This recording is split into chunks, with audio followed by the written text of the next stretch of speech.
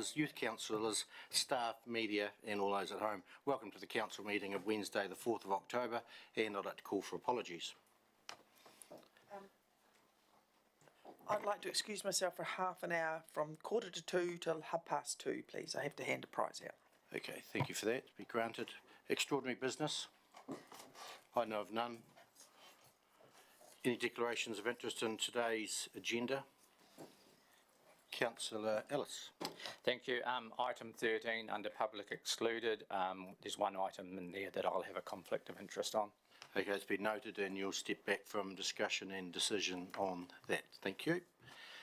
Moving on to item number 4, which is the council confirmation of the minutes on page 3. Any alterations or additions to those minutes? Page 4. Page 5. Page 6. So I'd like to move that we take those council minutes of the 20th of September taken as read and confirmed. I'll move. Councillor McMillan, Councillor Cameron seconded. All in favour, please say aye. Against, carried. Thank you. Moving on to the receipt of minutes, item number 5, and the Audit and Risk Committee. Someone like to move that we receive the minutes of the Audit and Risk Committee meeting that was held on the 13th of September 2023. Councillor Cameron and Councillor Ellis. All in favour, please say aye. And there's one recommendation in there. Yep, one recommendation that the Audit and Risk Committee recommends that Council receives the updates from Risk Pool on the progress of winding up and is aware of the ongoing liability. So I'd like to move. Councillor Lovett, Councillor Broome, any discussion? If not, I'll put the motion. All in favour, please say aye. Against, carried. Thank you. Item number 6, the Heritage Mid-Canterbury Working Group meeting held on the 13th of September. Someone like to move that we receive those minutes? Councillor Cameron. Thank you. And seconded, Councillor Todd. And there's 2 decisions in there, 3 decisions in there. The first one is that Council considers the potential for the Whakanui Beach and the 1914 Chertsey Oil Well sites to be included in the District Plan Heritage Listing Review. So I'd like to move. I'm happy to move that. Tony, Councillor Todd, second. Open for discussion. I'll probably just have a question of staff on that really, but the District Plan, when is it going to be renewed? And if this was to go in, when would that happen?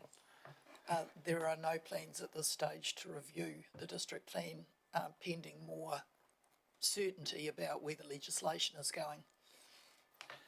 So we can receive this recommendation to council, but it probably won't, it'll have to sit and wait until the district plan is renewed.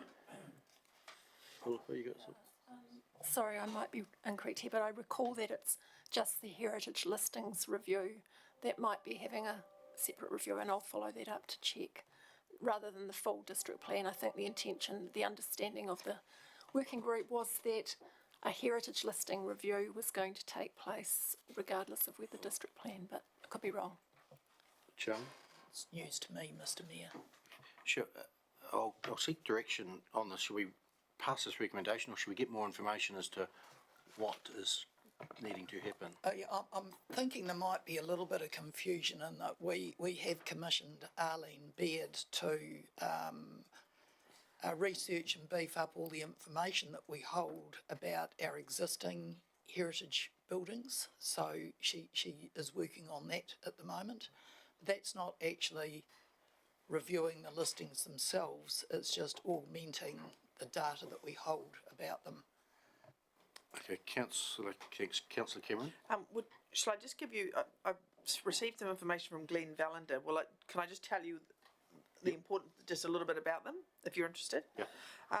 The concrete foundations out at Whakanui Beach were used for the radar installation at Whakanui Beach in 1947.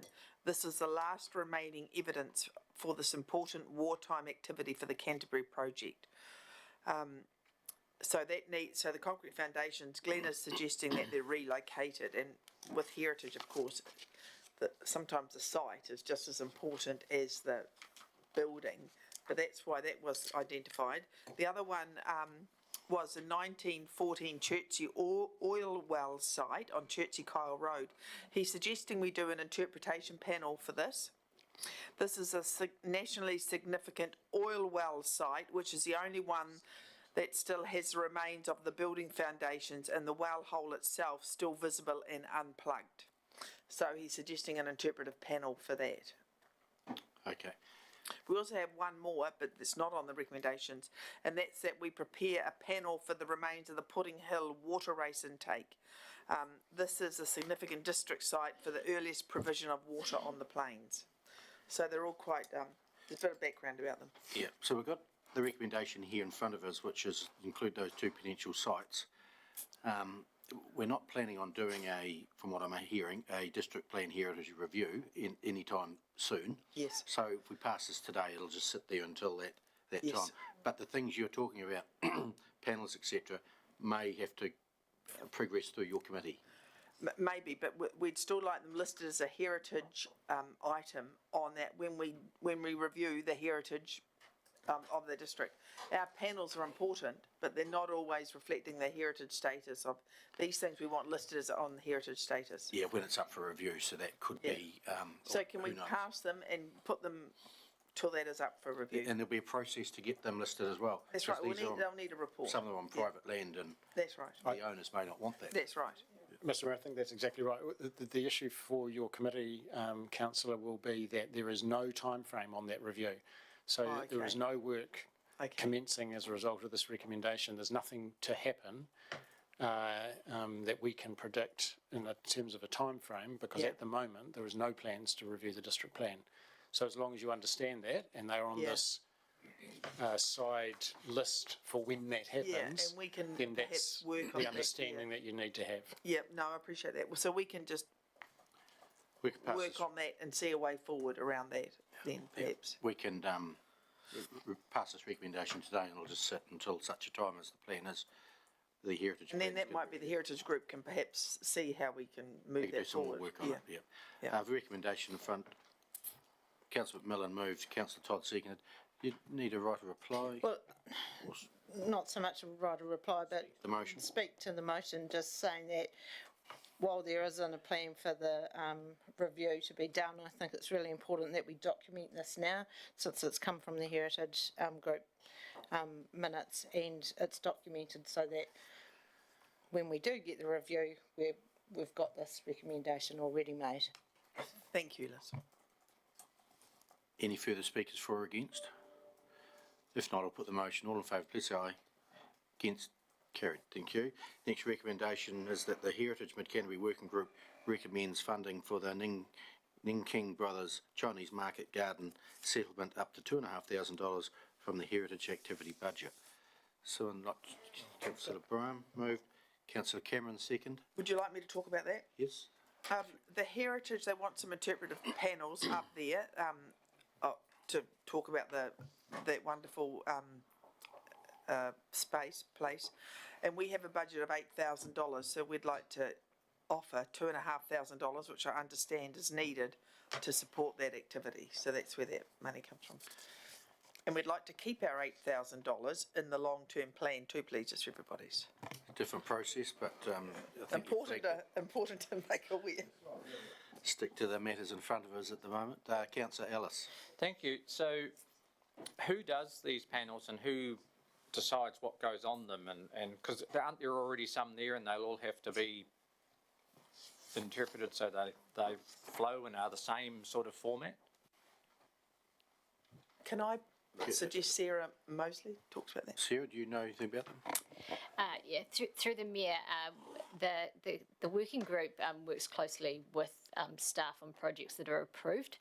So we've definitely tapped into the skills of the Art Gallery Museum team, Connor and Danielle especially. It then connects into comms in terms of design to get consistency and sort of theming. So it is a process that is has a lot of input, and then the committee sees the final text and approves it. So yeah, many people to make the stands and also the displays.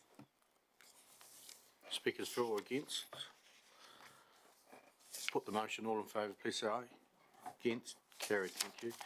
And the final recommendation is the council adopts the Heritage Mid-Canterbury Working Group Terms of Reference, and they are included on pages 13 and 14. Councillor Cameron, I would like to move these, please. seconded by Councillor Todd. Any debate? Being none, I'll put the motion, oh, sorry. Sorry, not debate, Mr Mayor, but just pointing out, I think a really critical part of this was on page 14 under projects, and that the projects that the Heritage Group might want to work on need to first be approved by council. So that understanding, I think, is critical for that group. They can't make assumptions about what's an approved project until council has approved it. With that clear understanding, then I think we're on the same page. It's in the intent in there is just that. That's right, and the working group might identify a potential project, but it needs to come here for approval before then they can get on with it. Yeah. Thank you. I just had a question. Councillor Lovett? I just had a question, going back onto the content here on the granite ground plaques, whether we might get into a bit of contention here, because, you know, they're looking at putting these in the ground by old buildings, and are they going to be the owners of the building owners that own these old buildings now? Councillor, we're on the later? terms of reference. Oh, sorry, I thought you'd finished that, sorry. No, we haven't done the terms of reference yet, and then it's the final bit. I think you were talking about was the previous. Yeah, going back to, Item. yeah. No, we've finished that one. So we're on the terms of reference, accepting them at the moment. Right. Moved Councillor Cameron, seconded Councillor Todd, that we adopt the Heritage Mid-Canterbury Working Group Terms of Reference. I'll put the motion, all in favour, all in favour, please say aye. Against? Carried, thank you. Councillor Lovett, I think the opportunity might have passed, but try you. Well, I wanted to get there before you did all those other quickly processes. The granite, that will come back to council for us to have a look, because it worries me when you look to going to ask the businessmen, the owners of these buildings, for money to go towards these plaques. And it has to be a decision, do we want them or not, or is our town, are we going to have a historic town or a modern, vibrant centre of town, and whose names go on these plaques? Are they the original owners of the historic buildings, or the people that own them now? And that's my biggest worry. It's brought to me. We have to have some decisions around this. Yeah, thanks, I'll go to Hamish, but apologies, I thought you were on a different item, but you're 100% correct. Bring it up now, so Yeah. Hamish. Oh, through Mr Mayor, this is an example of why I wanted to draw the distinction in the terms of reference to a council-approved project. So granite ground plaques are not yet a council-approved project. So until council approves it, then the Heritage Working Group has no authority to implement that idea. So that's why I tried to draw the clear understanding of where the authority for an approved project rests, so that both council and the Heritage Working Group clearly understand the process. At the moment, these are ideas. That's entirely appropriate. The Heritage Committee considers ideas and identifies them. At the moment, we can't move to implementing anything because it isn't an approved project. So that's the distinction I was trying to draw earlier. Thank you. Councillor Cameron. Yes, and we totally understand that, the Heritage Committee, that everything comes back to council for approval or otherwise. The plaques, as I understand, the latest iteration of the plaques is not to be stuck on the buildings, because a lot of the buildings require strengthening and all the rest of it anyway. So I think we're negotiating with the officers and talking with the council officers as to where's the best place to put them or whatever, but no, that will come back to council. Thank you. So the next item of business is the Youth Council, and you've got a presentation to give to us, and so welcome. You are a part of council, so we appreciate you coming along today to give a presentation to us, and we'll let you do your presentation, then we'll go for questions at the end, if that's okay. I'll hand over, the floor is yours. Thank you. Hello everyone, my name's Maddie and I'm 16 years old. Hello, I'm Corinne and I'm 13 years old. Hi, I'm Summer and I'm 14 years old. Hi, I'm Addie and I'm 14 years old. I'm Sophia and I'm 16 years old. I'm Cherish and I'm 15. So phones down and hearing aids up. Enjoy our presentation.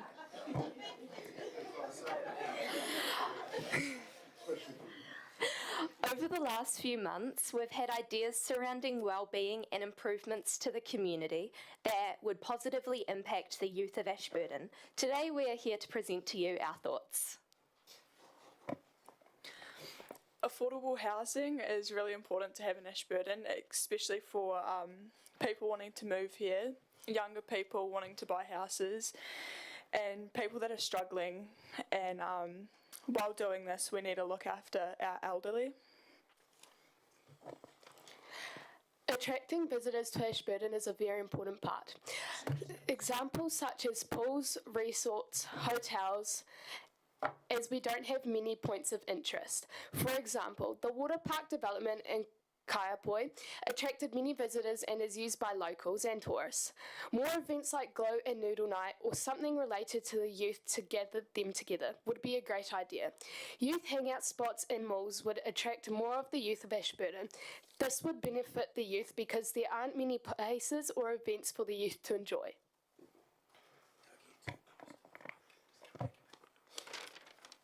Ashburton is a diverse community and all of our cultures deserve to be celebrated.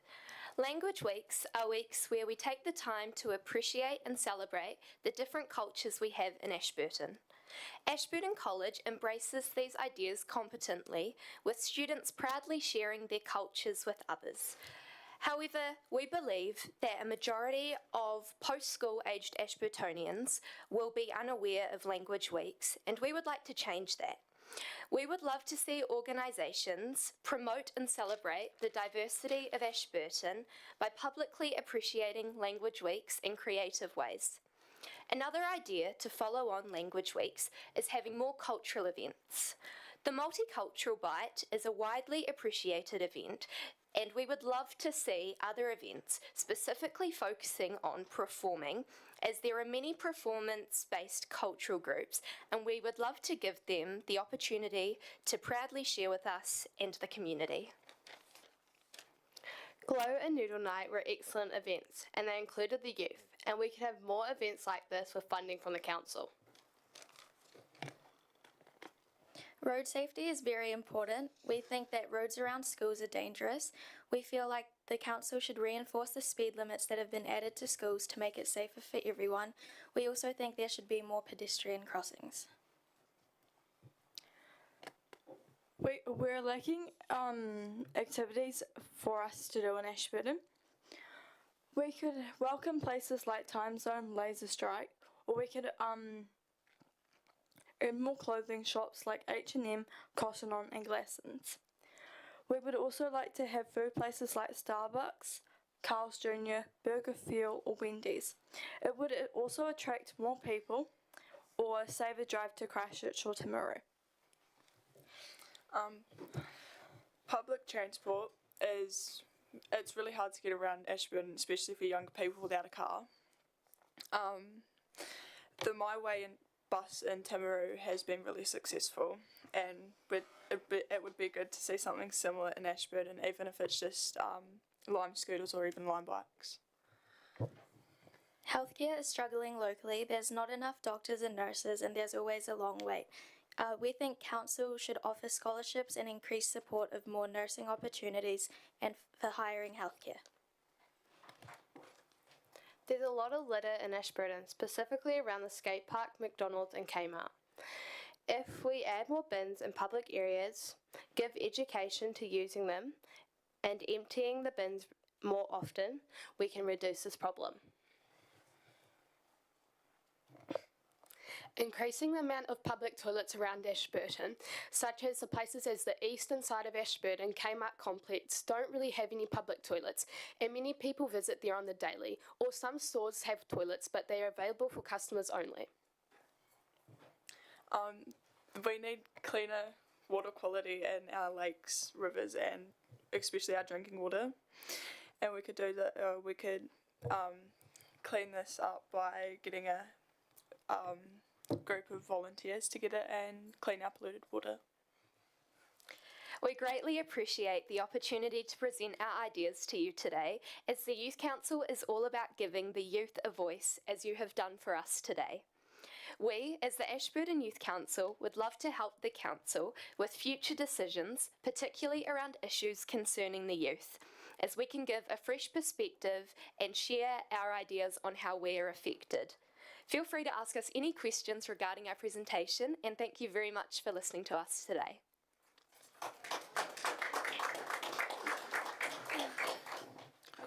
Thank you, ladies. Well done, well presented. There's lots of ideas there for us to think about. A copy of your presentation, which you may leave behind for us to look at as well, because there's a lot of information in there. That would be great. Thanks. I've got some questions. Councillor McMillan. Thank you. That was a really good presentation. I wrote lots of notes. But just wanted to touch on the public transport, because that's something that I'm quite passionate about. So my way down in Timaru, I think it's about $2.50 to get on their wee bus and go from here to there. What do you think, just thinking, how much do you think is a reasonable amount to pay if there was a bus service that just sort of did a loop around Ashburton Township? Do you think $5 is too much, or would you pay that because there's no other way of getting around? I feel like $5 is a bit too much for it. Yep. And I feel like if we bring it down to $2.50, it would be a nice price. So $2.50 for students and $5 for adults, or something. I'm just putting some numbers out there. And how do you think it could work? So what would your sort of ideal solution? I mean, you mentioned the Lime scooters and the Lime bikes, which I think is probably quite a good idea as well. But if there was like a little bus travelling around, could you see it sort of stopping at Netherby Shops, Allington, out to Tynwald, or what do you think? Putting you on the spot a bit, sorry.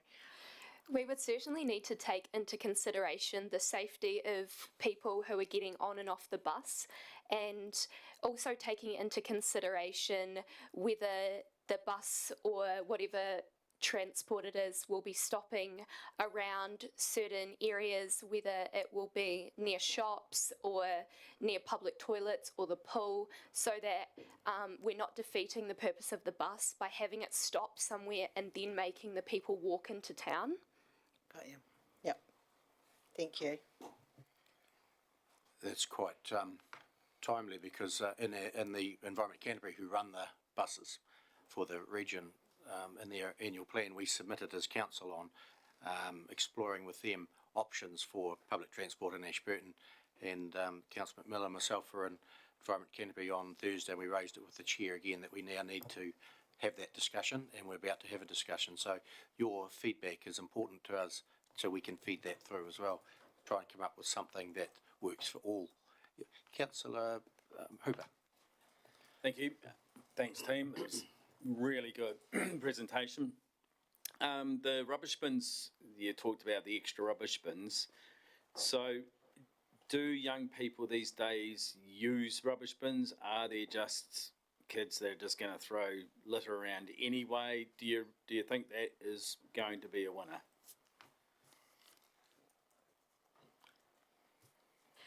I think that depends on the way that we educate people on rubbish bins. So there are rubbish bins around Ashburton, but yes, people don't use them, and whether we promote them or do some educating on why we have the rubbish bins, and it may not be a point of adding more, but more making sure the ones we have are getting used. I just make a comment about your pedestrian crossings. You talked about them and people, students and whatever need to use them. I come from the north side of town. When I come in, and the roundabout is gone, and the traffic lights are gone in on West Street and Walnut Ave. There's a push the button, you can go across there now. But I don't always see the students using that. They head down towards the BP a bit and cut across the road as they're heading for Queen's Drive, because it's a shorter distance. So at the facilities there, but some aren't using it. So perhaps from school, it might be some education required to use what we've already got and then look at others into the future. Yeah. Councillors, any further questions? Looks like you've exhausted questions. Thanks. So thank you very much for coming in. More than welcome to stay and listen in for the rest of the council. It's a public meeting. Welcome at any time. And you can watch this again at home at night if you want, or whenever you're at home, you have to do it at night, because it's been recorded and will be on Facebook. So thanks very much for coming in and presenting. It was well done. Thank you. Yep. Cool. So, councillors, next item is number 7, the Plains Museum Trust lease. And Tanya. Yeah. And Tony.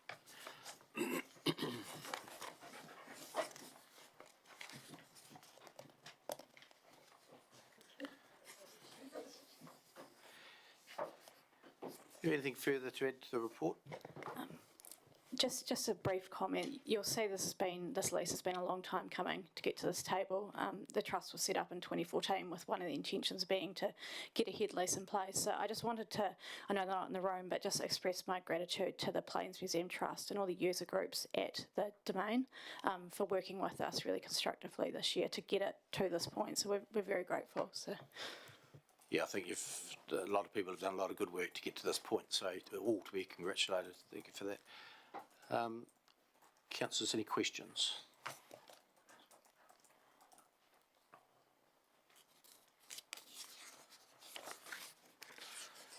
No, you've got the report there, you've got the lease in front of you as well. Councillor Ellis. If there are no further questions, I'd be very happy to move this, Mr Mayor. Councillor Ellis moved it. Councillor Cameron, you seconding? Yes, I have a question, but I can second. Okay, seconded. Now take your question. Thank you. When you have a head leasee... Just move that microphone a bit closer to you. When you have a head leasee like the Plains Museum Trust, do they then have control over subsequent leasees that might want to operate within the Tynwald Reserve or the Domain? Yeah, that's correct. So the Plains Museum Trust enters into subleases with each of the user groups, which have their own terms and conditions. And what we've tried to do, and a lot of the contention within this lease, is align the groups in their lease and sublease terms. So I'm hoping I think we've got there now. Sure. Can I ask another question? So say I've listened to the Youth Council and we want to have another function out at the Tynwald Domain. Does this lease impact that activity? No, because it's public recreation reserve land, it has to remain open to the public to that extent, and there is provision in the lease to allow events to happen. And if, say, I wanted to put an arcade out there, do I have to get the consent of the head leasee to do that? Listen to the Youth Council. But within the leased area, yes. Okay. Yeah, for any buildings and council permission for buildings on reserve land. No further questions. We have a motion on the table. Speakers for or against? If not, I'll put the motion. All in favour, please say aye. It's carried. Thank you.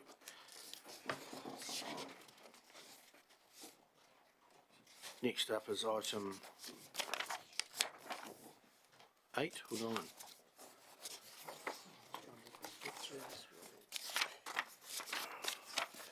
Get into it. Item number 9. Yep. Speed limit changes October 2023. Welcome, Mark. Neil, anything further to add to the... No, nothing to add. Questions, councillors?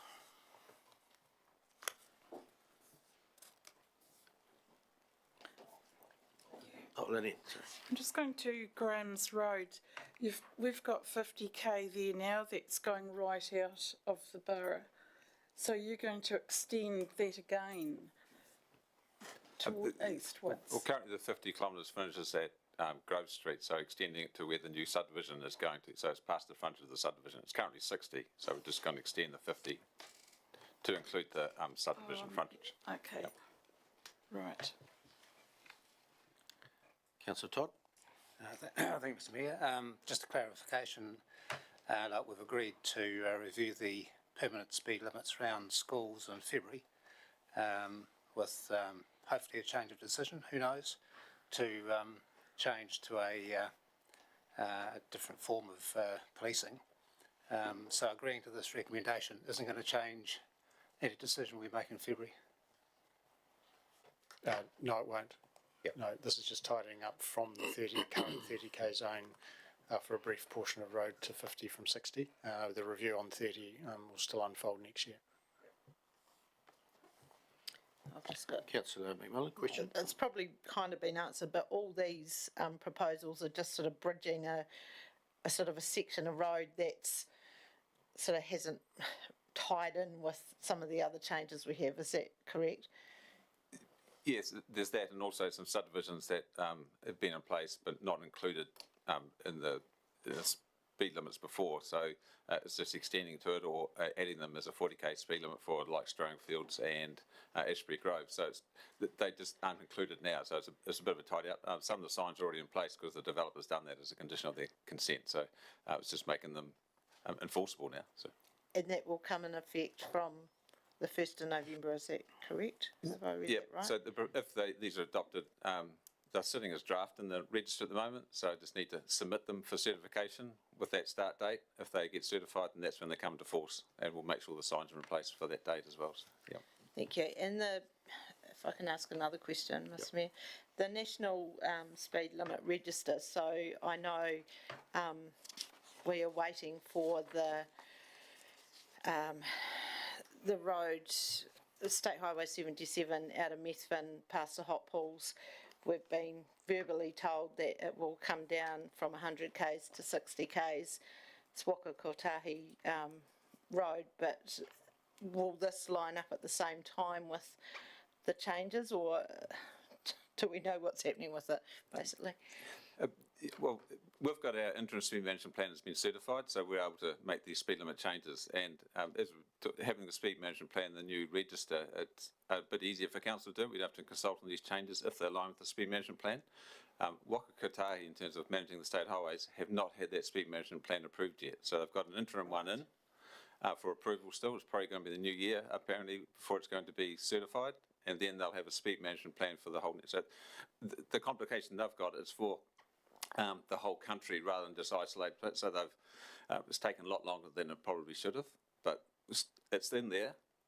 And that change is they're being work on the signage associated with the change there and the one in Rakaia as well. So that they're preparing themselves for when it does get certified and they can put the signs up. They'll be ready to go straight away. They're already doing the design for that. So that's still happening. Okay. And that's across the whole country, not just for Canterbury or Bedford. Yeah. Thank you. Councillor Lovett. Just asking, like we've got all these subdivisions now kind of moving out onto narrow rural roads, which a lot of big trucks are using. And on your work plan, have you got plans to sort of widen these roads or put an inch, a middle section that people can sit there to safely turn into these subdivisions? I'm just thinking like Graham's is a classic of all these big heavy trucks coming, using that highway and the narrow road, the seal, and yeah. Well, with the subdivisions, for example, for Ashbury Grove, the developer is upgrading the frontage outside the subdivision, so widening curb and channel, things like that. So that's what we would normally do in terms of getting the approaches in there. That's something we would need to fund as a project if council want to do upgrades of the other roads. So obviously subdivisions have an effect, and I'm sure there's going to be discussion on that in terms of how we can deal with that, but any of that work needs to be funded. And so we either do our existing unsubsidised or subsidised projects and do that in lieu of others that we've already got in our program, or we fund it some other way. So, yeah. I'll just make one comment before I go to the recommendation. It's the placement of the signs. I know if the desktop exercise will show you where to put them, but in actual reality, when you get out there, sometimes they just need to move a metre or back a metre to be practical where they sit. Perhaps when the school signs were done, the Kuraskai signs were done, that didn't happen that way, and they were put in some places they shouldn't have been when you actually look at them. And I know it's been corrected, but taking that into account would help, I think, on the placement. And also, when some of the Kurusaka signs that went in, they went from 80 down to 50, and then shortly 20, 30 metres down to 30 again. One sign could have disappeared altogether because they're just too close together. On paper it looks okay, but when you actually visually see it, it looks a little bit different. So what I'm saying is practically have a look at it and let common sense apply for the placement of the signs. Just a comment, yeah. No further questions. There's a recommendation in front of you, councillors. One recommendation 1A to H, or won't read them, but someone like to move. Councillor Brown. Thank you. Seconded. Councillor Lovett. It's open for debate. I think it's a good common sense thing to do this because of subdivisions and development, and because of the speed plans we did early on. This makes it easy to change instead of the process we would have had to do before. So early planning has resulted in this being really efficient, which is great. No further speakers for or against. I'll put the motion. All in favour, please say aye. It's carried. Thank you. Thanks, Mark. Neil. Next item is number 10, which is the Mayor's report.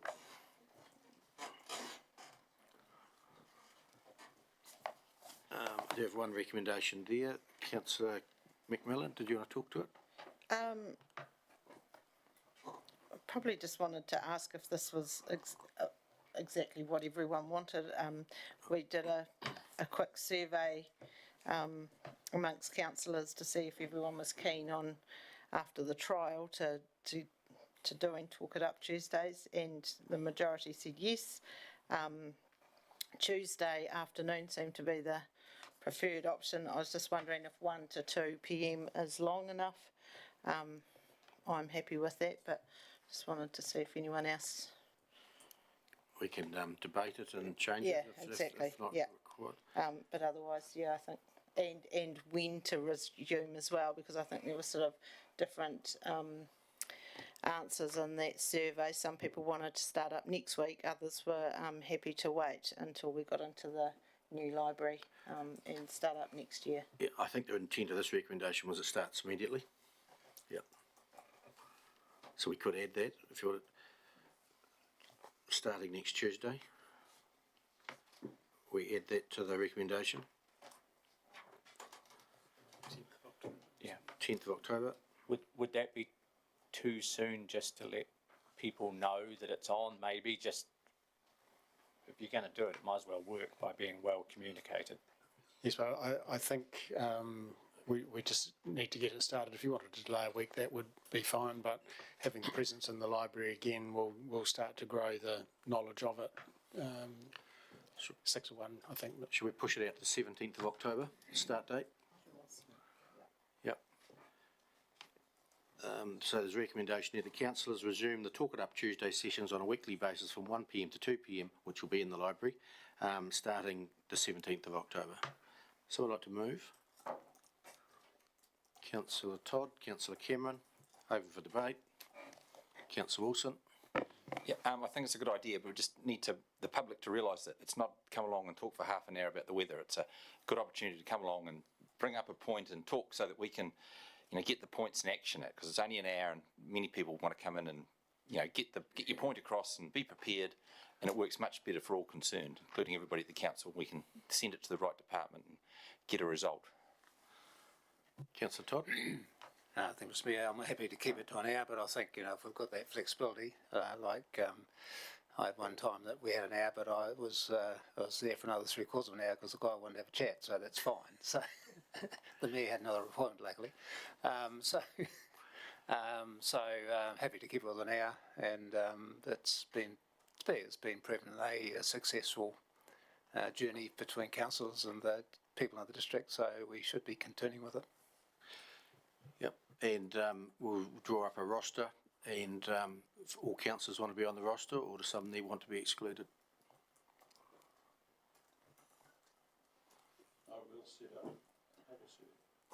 You'll fit in? Right. Okay.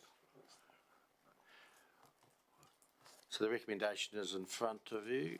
Speakers for or against? I'll put the motion. All in favour, please say aye. Against, carried. Okay, that will resume October the 17th. Thank you. Anything else on the mural calendar? Yes, please. I just wondered if you could explain the Mid-Canterbury Vision presentation to ECAN. I was up there as well, but I don't know how many people know what. Yeah, the Mid-Canterbury happened? Vision, that's a presentation to the ECAN's Environment Canterbury's regional policy statement on freshwater. There was a lot of groups working around the district, irrigation companies, catchment groups, zone committee set up meetings around the district to hear people's views on the policy statement or form the view. So they came up and formed after 622 people were connected with them and gave their ideas on what they would like Mid-Canterbury to look like with regards to freshwater. That was all collated, came up with the 4 well-beings and had, what are those things under the well-beings? The points underneath those well-beings. There's about 7 or 8 of us went up to present to Environment Canterbury, myself here, Liz and Hamish. We had zone committee, some irrigation companies. Who else was it? Just to help, if I may, Mr Mayor, the group that actually collated all this material from the community was slightly broader than that description. So it included businessmen from Ashburton, included conservationists, it included a whole range of urban and rural people approaching the community via halls and meetings, both in towns and in the rural parts of Ashburton, and then collating all that feedback around the RPS in relation to the 4 well-beings, and then trying to synthesise all that down into a vision, a draft vision for Mid-Canterbury. So ECAN are being charged with preparing their RPS. They need a vision for each freshwater management unit within the RPS, and this group was trying to contribute to their thinking at the very front end to help ECAN understand what was important to Mid-Canterbury community in the preparation of that draft RPS. And there's certainly a lot more process yet to follow. There's formal consultation still to come. There is ongoing work with iwi. There is still significant work as ECAN works through the RPS process. What this group of Mid-Cantabrians wanted to do was to contribute right from the start to influence thinking, to give a perspective as the RPS was being prepared. Yeah, very, very well received, and that'll feed into the next stage of the process. Councillor McMillan. Thank you, and I just wanted to comment, which was a comment from the rest of the group, was how well the Mayor presented the case, I suppose, or the vision. It went down really well. The ECAN were very receptive, which was really good.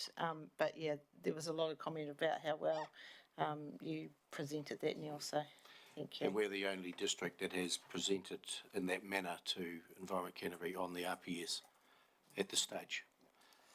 Perhaps, Councillor, you may not have seen the vision. We can circulate that for you. I probably should have, I'm thinking now I should have included it in this report. That would be good. Remiss of me that I didn't, but we'll circulate that that vision to you. It's not a secret document, it's out there it's the community's vision, yeah. And that's the really critical point, Mr Mayor, it's the community's vision, and Neil presented it as the leader of the Mid-Canterbury community rather than as the Mayor of the Ashburton District Council. So this was a big piece of community work that Neil led the delegation to ECAN to present. No further questions, I'll move that we receive the Mayor's report. Councillor Hooper. All those in favour, please say aye. Against, carried. Thank you. Well,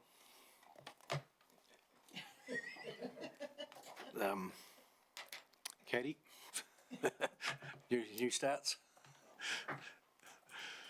Through you.